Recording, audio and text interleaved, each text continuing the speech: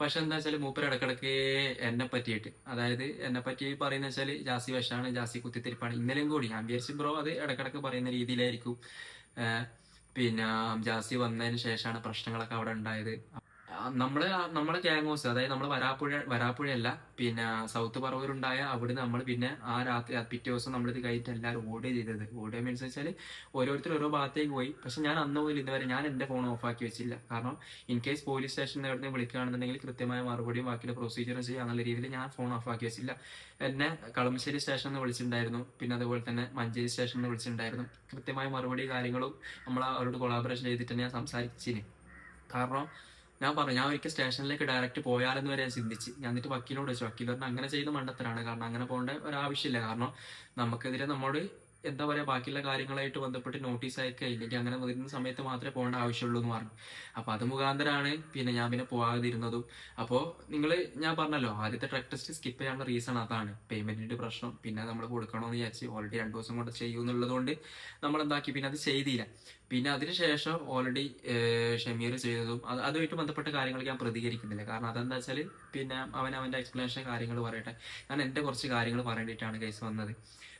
പിന്നെ ഓൾറെഡി ഇന്നലെ ഇപ്പൊ ഷമീർ ഡ്രഗ് ടെസ്റ്റ് ചെയ്തിട്ട് അവിടുന്ന് എന്നെ കണ്ടതും അതുമായിട്ട് ബന്ധപ്പെട്ട സീക്രട്ട് ഏജന്റ് പറയുന്ന കുറച്ച് കാര്യങ്ങളായിട്ടാണ്.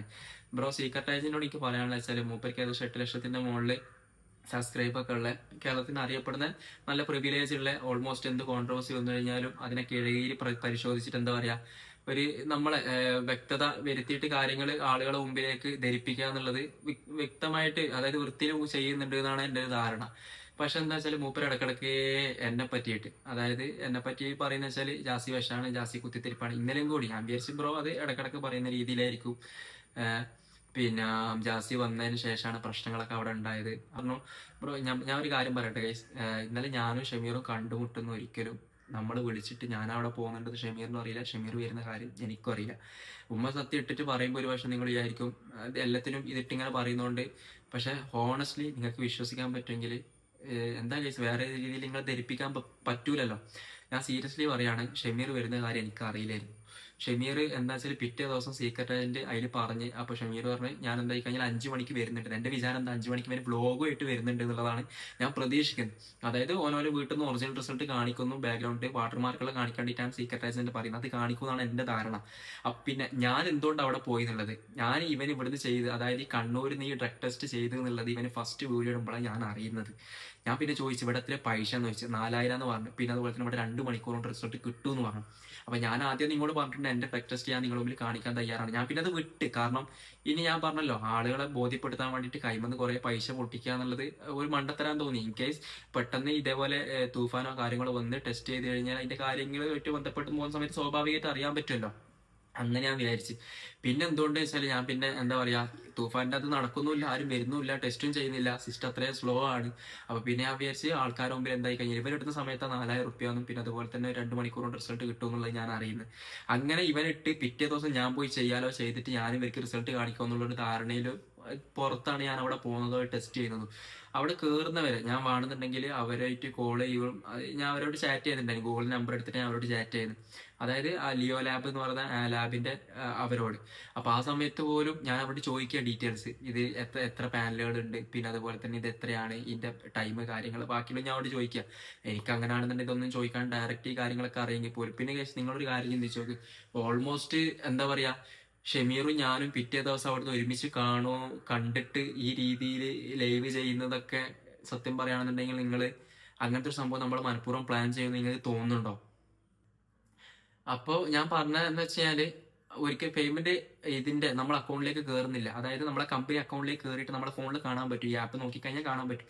ഇതിൽ കയറുന്നില്ല, ബിസിനസ് വഴി നമുക്ക് കയറിയതായിട്ട് കാണിക്കുന്നില്ല. ആ ഒരു സാഹചര്യത്തിൽ പിന്നെ 2-3 മാസം കഴിഞ്ഞപ്പോഴാണ് നമ്മൾ അറിയുന്നത്. എന്താന്ന് വെച്ച് കഴിഞ്ഞാൽ നമ്മളെ മുകളിൽ ഉരുവച്ചുള്ള ഒരു വ്യക്തിയാണ്. ആ വ്യക്തിന്റെ പേരൊന്നും ഞാൻ പറയുന്നില്ല. ഈ വ്യക്തി ചെയ്ത പരിപാടി എന്ന് വെച്ചാൽ അദ്ദേഹത്തിന്റെ മാരേജ് ഉണ്ടായിരുന്നു. അപ്പൊ മാരേജുമായിട്ട് ബന്ധപ്പെട്ടിട്ട് ഈ പേയ്മെന്റ് ഇദ്ദേഹം മറിച്ചു. ഇത്ര ലക്ഷങ്ങൾ ഉറുപ്പ്യ. എനിക്കൊന്നും എന്റെ 19 വയസ്സോ അങ്ങനെ എന്തോ ആണെന്നാ എനിക്ക് തോന്നുന്നു. എന്റെ 19ാമത്തെ വയസ്സിൽ ഞാൻ ഇൻസൈഡും ചെയ്തിട്ട് അത്രത്തോളം രാവും പകലില്ലാണ്ട് ഓടുന്ന ഒരു ടൈമിൽ എനിക്ക് ഇങ്ങനത്തെ ഒരു സംഭവം, അതായത് ഈ വ്യക്തികളെ കൊണ്ടുവന്നതിന്റെ മുകളിലെ ലീഡർ ഞാനാണ്. എനിക്ക് റെസ്പോൺസിബിലിറ്റി ഉണ്ട്. എന്റെ മുകളിലുള്ള ലീഡറാണ് ഈ പണി പറ്റിച്ചിട്ടുള്ളത്. എന്നിട്ട് പിന്നെ പിറ്റേ ദിവസം തന്നെ വേണ്ടപ്പെട്ട ആൾക്കാർ കാര്യങ്ങൾ അറിയിച്ച്, പിന്നെ ഇതൊക്കെ നമ്മൾ പിന്നെ അറിയുന്നത് നമ്മളുമായിട്ട് സംസാരിച്ച് ഇവരുമായിട്ട് ഈ പൈസ മുക്കി ഈ വ്യക്തിയായിട്ട് സംസാരിച്ച് കാര്യങ്ങളൊക്കെ ഇതാക്കി പൈസ കൊടുക്കാന്ന് പറഞ്ഞു. അതോടുകൂടിയിട്ട് ഞാൻ ആ ബിസിനസ് നിർത്തി. കാരണം ഞാൻ കൊടുക്കണ്ട, അത് അവരായിട്ട് സംസാരിച്ചു. അതായത് ആരാണോ പൈസ മേടിച്ചത് ആ പൈസ മേടിച്ചത് ഈ വ്യക്തികൾ തമ്മിലുള്ള സംസാരിച്ച് കൊടുക്കാന്നുള്ളതിൽ പറഞ്ഞു. കാരണം ഞാൻ ഇതിന്റെ ഇടയിൽ എനിക്ക് റെസ്പോൺസിബിൾ ഉണ്ടായിരുന്നു. എന്തെന്ന് വെച്ച് കഴിഞ്ഞാൽ ഇത് കൃത്യമായിട്ട് കാര്യങ്ങൾ ചെയ്യാന്നുള്ളത്, അതൊക്കെ അവരുടേതായ രീതിയിൽ ഇതാക്കി. അപ്പോൾ ഇത് എന്റെ ലൈഫിൽ ആദ്യം നടന്നൊരു ഇൻസിഡൻസ് ആണ്. അപ്പൊ നമ്മൾ സുഹൃത്തുക്കളാണ്. ഇന്ന് ചിലപ്പോൾ ഒരു ദേഷ്യത്തിന്റെ പുറത്ത് പറയുന്നതായിരിക്കും. ഇപ്പൊ ഞാനും പിന്നെ ഈ പറഞ്ഞ വ്യക്തി, പേര് ഞാൻ പറയുന്നില്ല, നമ്മൾ ക്ലോസ് ആണ്. ഒരു രീതിയിൽ കാര്യങ്ങളൊന്നുമില്ല. അപ്പൊ ഞാൻ സായിനോട് പറയുന്നത് വെച്ച് കഴിഞ്ഞാൽ വ്യക്തമായിട്ട് കാര്യങ്ങൾ ആൾക്കാരുടെ മുമ്പിൽ പറയുന്ന ഒരു വ്യക്തിയും എവിഡൻസും തെളിവുകളൊക്കെ കാണിക്കുന്ന ഒരു വ്യക്തി അതിലൊക്കെ അപ്രീഷിയേറ്റ് ഞാൻ ചെയ്യാണ്. പക്ഷെ എന്നെ ഇടക്കിടക്ക് കരിവാരി തേക്കുന്ന രീതിയിൽ വ്യക്തി ചെയ്യുന്ന രീതിയിൽ എന്തിനാണ് ജാസി പാമ്പാണ് കുത്തിത്തിരിപ്പുണ്ടാക്കി കാര്യങ്ങൾ എന്നെല്ലാം പറയുന്നത്. സായിനോട് ഞാൻ ഒരു കാര്യം ചോദിച്ചോട്ടെ സായി, പിന്നെ അതായത് എന്നെ പറയുന്നുണ്ടല്ലോ, പിന്നെ ഞാനാണ് മൊത്തത്തിൽ ഇതിന്റെ ബേക്കിൽ കാര്യങ്ങൾ ചെയ്തതെന്നുള്ളത്. ഞാന് ഇവിടെ പറഞ്ഞ കാര്യം അവിടെ പോയി പറയുക, അതായത് കുത്തിത്തിരിപ്പ് മീൻസ് ഈ സംഭവം എവിടെങ്കിലും സായി കണ്ടതോ കേട്ടതോ ആയിട്ടുള്ള കാര്യങ്ങൾ, അതായത് ഞാനൊരു കുത്തിത്തിരിപ്പനാണെന്നും ഒരു പാമ്പാണെന്നും വ്യക്തമാക്കുന്ന കാര്യങ്ങൾ എന്തെങ്കിലും സായിക്ക് പറയാൻ പറ്റും?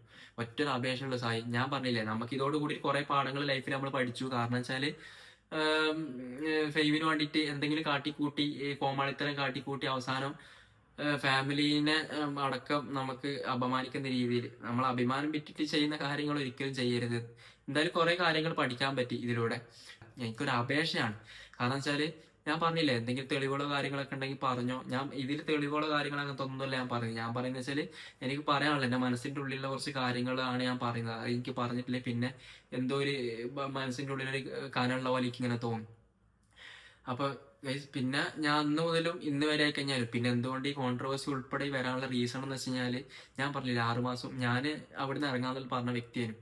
അപ്പോൾ മാക്സിമം ഞാൻ പിന്നെ ഒരു ഹോപ്പ് തന്നു, എല്ലാ കാര്യങ്ങളും ശരിയാക്കും, നമുക്കെല്ലാം വലിയൊരു ബിഗ് പരിപാടി വരുന്നുണ്ട് എന്നെല്ലാം പറഞ്ഞിട്ട്. അപ്പൊ അതൊന്നും നടന്നില്ല. അതിന്റെ ഇടയിൽ പിന്നെ നോർമലി പണ്ടത്തെ പോലെ തന്നെ കാര്യങ്ങളായി. നമുക്ക് അവിടെ റെസ്പെക്ട് കാര്യങ്ങൾ വേണ്ട രീതിയിൽ കിട്ടുന്നില്ല. അതിന്റെ ഇടയിൽ ഇങ്ങനത്തെ വേറൊരു വ്യക്തിന്റെ ഒരു അടി പരിപാടി കാര്യങ്ങൾ. അപ്പോൾ അങ്ങനെയൊക്കെ ഓരോന്നായിട്ട് പിന്നെ അവസാനം എന്തായി കഴിഞ്ഞാൽ ഇറങ്ങാന്നുള്ളത് ഇതായി. പിന്നെ അവസാനം 13 കൊല്ലം ഓരൊപ്പം നിന്നൊരു സുഹൃത്തിനുൾപ്പെടെ ഒരു സാഹചര്യത്തിൽ ഒരു ഇത് ചോദിച്ച സമയത്ത് ഓനെ ഇതാക്കിയത് പോലും പിടിച്ചു വെക്കാന്ന് പറയുമ്പോൾ ഞാൻ പിന്നെ ഒറ്റൊരു കാര്യം ചിന്തിച്ചിട്ടുള്ളൂ. എന്താന്ന് വെച്ച് കഴിഞ്ഞാല് ഇനിയിപ്പോ എത്ര ആയിക്കഴിഞ്ഞാലും, ഞാൻ വന്നിട്ട് 1 വർഷം ആകുന്നേ ഉള്ളൂ ആ ഗ്യാങ് ഹൗസിൽ.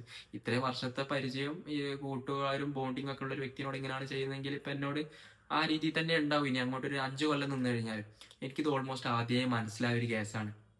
എന്തുകൊണ്ട് മനസ്സിലായെന്നും കൂടി നിങ്ങൾ മനസ്സിലാക്കണം.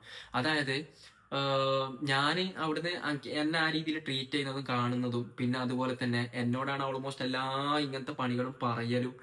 ഇൻ കേസ് നമ്മൾ ചെയ്തു കൊടുക്കുന്നതുകൊണ്ട് നമുക്ക് ബുദ്ധിമുട്ടോ കാര്യങ്ങൾ, ചില ആൾക്കാർ പറഞ്ഞു നീ ഫുഡ് കഴിച്ചതിന്റെ പാത്രം കഴിയുന്നതുകൊണ്ട് എന്താ ബുദ്ധിമുട്ടുണ്ടോ നിന്റെ പണി, അതല്ലേ അതിലൊന്നുമല്ല നമുക്ക് പ്രശ്നം. പക്ഷെ നമ്മളിതൊക്കെ ചെയ്തിട്ട് നമുക്ക് കിട്ടുന്ന ഒരു നമ്മളെ എന്താ ഒരു നല്ല വാക്ക് പറയേ ഇല്ലെങ്കിൽ ആ രീതിയിൽ എന്തെങ്കിലും എപ്പോഴും ഷൗട്ടിങ്ങും കാര്യങ്ങളും മാത്രമാകുമ്പോൾ നമുക്ക് മടുക്കും. അത് ആരാണെങ്കിലും മടുക്കും. പിന്നെ എന്തുകൊണ്ട് ഇത്രയും കാലം അവിടെ നിൽക്കാനുള്ള റീസൺ എന്ന് വെച്ചാൽ കൺവീൻസിങ്. ഇപ്പൊ ചില ഭർത്താക്കന്മാരും ഭാര്യമാരും ഉണ്ടാവും, ഭർത്താക്കന്മാർ ഓരോന്ന് ഇവരെ പിടിച്ച് അടിക്കുകയൊക്കെ ചെയ്യും. പക്ഷെ എന്തുകൊണ്ട് ഡിവേഴ്സ് ആകുന്നില്ല? ഡിവേഴ്സ് ആകുന്നില്ല റീസൺ ഇത്ര തന്നെ ഉള്ളൂ. അപ്പത്തെ ദേഷ്യത്തിലെല്ലാം ആയിരിക്കും. കുറച്ച് കഴിഞ്ഞിട്ട് ഒരു ഹോപ്പ് തരും, എല്ലാം ശരിയാവും കാര്യങ്ങൾ. അങ്ങനെ തരുന്ന സമയത്തും പിന്നെ വേറെ കുറെ കാര്യങ്ങൾ ചിന്തിച്ചിട്ടും അവർക്ക് ഡിവേഴ്സ് ആവാൻ പറ്റൂല. ഇതേപോലെ തന്നെയാണ് പല കാര്യങ്ങളും സംഭവിക്കുന്നത്. എടാ ഈ സമയത്ത് ഈ സാഹചര്യത്തിൽ ഈ കുറച്ചെങ്കിലും എവിഡൻസോ കാര്യങ്ങളോ, അതായത് ആ വ്യക്തിന്റെ സ്വഭാവ രീതി ആൾക്കാർ നിങ്ങൾ വിചാരിക്കുന്ന ഒരു വ്യക്തിയല്ല എന്നുള്ളത് നിങ്ങളുടെ മുമ്പിൽ കാണിച്ചു തരാൻ പറ്റാത്തൊരു സാഹചര്യമാണ് നമുക്ക് ഉണ്ടായത്. അവന്റെ അവസാനത്തെ ലൈവ് കഴിഞ്ഞ് റീപ്ലൈ കൊടുക്കാനോ ഇല്ലെങ്കിൽ വേറെ രീതിയിലോ നമുക്കൊന്നും ചെയ്യാൻ പറ്റാത്തൊരു സാഹചര്യമാണ്. നിങ്ങൾക്ക് തോന്നുന്നുണ്ടോ നമുക്ക് ഈ കേരളത്തിൽ ഇറങ്ങി നടക്കാൻ പറ്റൂ എന്നുള്ളത്, നമ്മുടെ ഫാമിലിക്ക് ഇറങ്ങി നടക്കാൻ പറ്റൂ എന്നുള്ളത്? സംഭവം നമ്മളെ കൈമൊക്കെ കൈവിട്ടു പോയി, ഒക്കെ ശരി തന്നെയാണ്. പക്ഷെ ഞാൻ പറയുന്നത് വെച്ച് കഴിഞ്ഞാല് ഇതിപ്പോ ഞാൻ മാത്രമായിട്ടില്ല, ഷമീറിന്റെ അടുത്തുള്ളതുണ്ട്, പിന്നെ നമ്മളെ ഗ്യാങ്ങിലുള്ള ബാക്കിയുള്ള വ്യക്തികൾ എല്ലാവരും ഇത് ഒരുമിച്ച് കൂട്ടിയിട്ടാണ് നമ്മൾ അന്ന് അതിനെതിരെ നമുക്ക് എല്ലാ രീതിയിലുള്ള, ഞാൻ വരുന്നതിന് മുമ്പ് ഉള്ള എവിഡൻസ് അടക്കം ഷമീറിന്റെ അടുത്ത് കാണിക്കുന്നുണ്ട് അതിൽ. അപ്പൊ അവന്റെ ഭാഗത്തു നിന്നുള്ളതും നമ്മൾ എല്ലാവരുടെ നിന്നുള്ളതൊക്കെയാണ് നമ്മളിത് എടുത്തു വെച്ചത്. അതൊരിക്കലും നമ്മൾ ഇടണമെന്നും വിചാരിച്ചതല്ല. നിങ്ങൾ വിചാരിക്കും നിങ്ങളായിട്ടില്ല തുടങ്ങിയത്. എനിക്ക് അതായത് ഇത് എന്തുകൊണ്ട് ഇത് ഇടാനുള്ള റീസൺ എന്ന് കൂടി അറിയാം നിങ്ങൾക്ക്.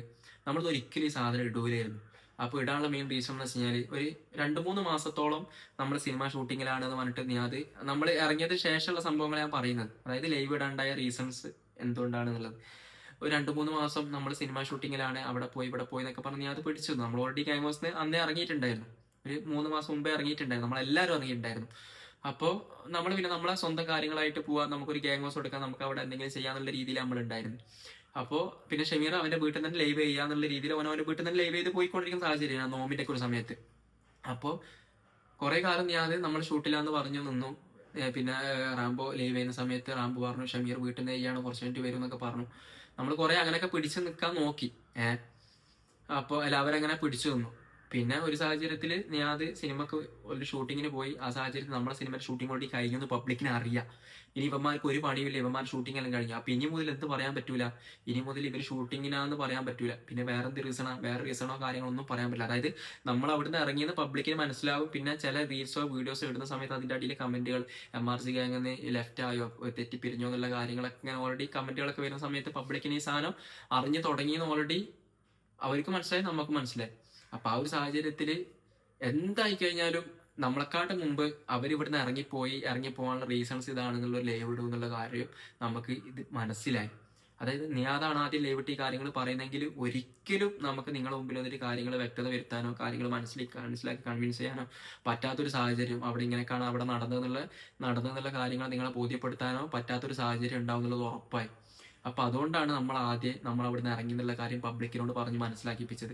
എന്നിരുന്നാൽ പോലും നമുക്ക് ആദ്യം എന്ത് ചെയ്യായിരുന്നു, നമുക്ക് ആദ്യം തന്നെ എല്ലാ എവിഡൻസോ കാര്യങ്ങളോ എല്ലാം ഈ രീതിയിൽ നമ്മൾ ആദ്യം പറയുന്ന വീഡിയോസ് തന്നെ കൊണ്ടുവന്നിട്ട് ഓനക്കൊരു ഇതാ പറ്റാത്ത രീതിയിൽ നമുക്കെല്ലാം പറയായിരുന്നു. പക്ഷെ നമ്മൾ ചെയ്തിട്ടില്ലല്ലോ. നമ്മൾ അവിടുന്ന് ഇറങ്ങി, നമുക്ക് കുറച്ച് കാര്യങ്ങളുണ്ട്, നമ്മൾക്ക് ഒത്തുപോകാൻ പറ്റാത്ത സാഹചര്യങ്ങളും അങ്ങനെ ആ രീതിയിലൊക്കെ ഉണ്ട് എന്നെല്ലാം പറഞ്ഞിട്ടും പിന്നെ നമുക്ക് നമ്മളെ കാര്യങ്ങൾ സ്വന്തമായിട്ട് ചെയ്യാൻ പറ്റുന്നില്ല എന്നെല്ലാം പറഞ്ഞിട്ട് ജസ്റ്റ് അങ്ങനെ പറഞ്ഞിട്ടതാണ് നമ്മൾ ചെയ്തത്. അതിനുശേഷമാണ് ഇവൻ വന്നിട്ട് ഒരിക്കലും എന്താ പറയാ ആദിലിനെ കൊണ്ട് ഇവനെ അബ്യൂസ് ചെയ്തു എന്നുള്ള രീതിയിൽ വെച്ച് നമ്മൾ ഭീഷണിപ്പെടുത്തിയെന്നും പിന്നെ നമ്മൾ ഡ്രഗ് യൂസ് ചെയ്തെന്നും ഞാൻ കഞ്ചാവാന്നും പിന്നെ ഇവർക്ക് ഗ്യാങ് ഹൗസിൽ ഡ്രഗ് യൂസ് അങ്ങനെ ഒരിക്കലും നമ്മൾ സ്വപ്നത്തെ പോലും ചിന്തിക്കാത്ത നമ്മൾ എന്താ പറയും ഒരിക്കലും പ്രതീക്ഷിക്കാത്ത കാര്യങ്ങൾ പറഞ്ഞ് നിങ്ങളെ കൺവിൻസ് ചെയ്ത് അതിന് വ്യക്തമായ എവിഡൻസുകൾ വരുത്തുന്ന രീതിയിൽ കുറച്ച് കാര്യങ്ങൾ ഇട്ടുകയും ചെയ്ത സമയത്ത് നിങ്ങൾ ഉൾപ്പെടേതായി. അപ്പൊ നമുക്ക് പിന്നെ വേറെ വഴിയില്ല, നമുക്ക് നമ്മുടെ ഭാഗം ക്ലിയർ ആക്കി എന്താണ് അവിടെ യഥാർത്ഥത്തിൽ സംഭവിച്ച കാര്യങ്ങൾ എന്നുള്ളത് പറയാന്നുള്ളത് മാത്രമേ ഉണ്ടായിരുന്നുള്ളൂ. അന്ന് ഉൾപ്പെടെ ആ ലൈവ് നമുക്ക് ഇടാൻ പറ്റാത്ത സാഹചര്യം ഉണ്ടായിരുന്നുണ്ടെങ്കിൽ ഞാൻ പറഞ്ഞില്ല നമുക്ക് ഇറങ്ങി നടക്കാൻ പറ്റും. അപ്പൊ എന്തെങ്കിലും കുറച്ചെങ്കിലും എവിഡൻസ് നമ്മളെടുത്ത്, അതും ഈ എവിഡൻസ് ഒക്കെ എങ്ങനെ കിട്ടിയെന്ന് വെച്ച് കഴിഞ്ഞാൽ എന്റേത് ഓൾറെഡി ഓട്ടോ റെക്കോർഡ് ആയിരിക്കും കോൾ വിളിക്കുമ്പോൾ എല്ലപ്പോഴും. പിന്നെ അതുപോലെ തന്നെ നമ്മൾ വേറെ പല കാര്യങ്ങൾക്കും വേണ്ടിയിട്ട് റെക്കോർഡ് ചെയ്ത സമയത്ത് ഇതിൽ പെട്ടുപോയ കാര്യങ്ങളും കൂടിയാണിത്. ഇതിനായിട്ട് എടുക്കുന്ന മാത്രമൊന്നല്ല. നിങ്ങൾക്ക് തോന്നുന്നുണ്ട് 24 മണിക്കൂർ ഈ സാധനം ഓൺ ആക്കിയിട്ട് നടക്കല്ല നമുക്ക് അവിടെ പണി എന്നുള്ളത്.